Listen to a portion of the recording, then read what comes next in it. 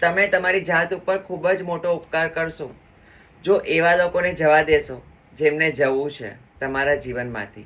Late them go. No chasing, no begging, no asking, no clinging, no convincing, nothing. જવા દો.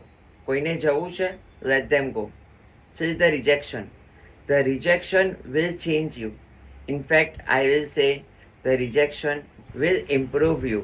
Because કે જે વ્યક્તિને તમારા જીવનમાં રહેવું જ નથી અને તમે એને રહેવા માટે પરાણે ફોર્સ નથી કરતા, ત્યારે તમે એવા વ્યક્તિઓ માટે જગ્યા બનાવો છો કે જે ખરેખર તમારા જીવનમાં રહેવા માટે બન્યા છે, જેને ખરેખર તમારા લાઈફમાં રહેવું જોઈએ.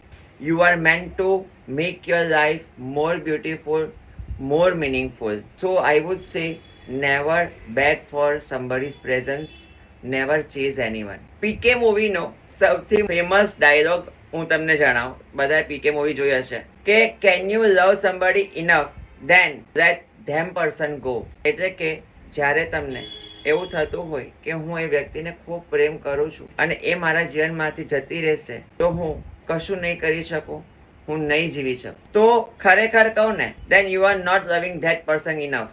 The highest and the purest form of love is when you can really let somebody go. જેમને જવું છે જવા દો. Feel the rejection. The rejection will improve you. That's what I believe. જય માતાજી.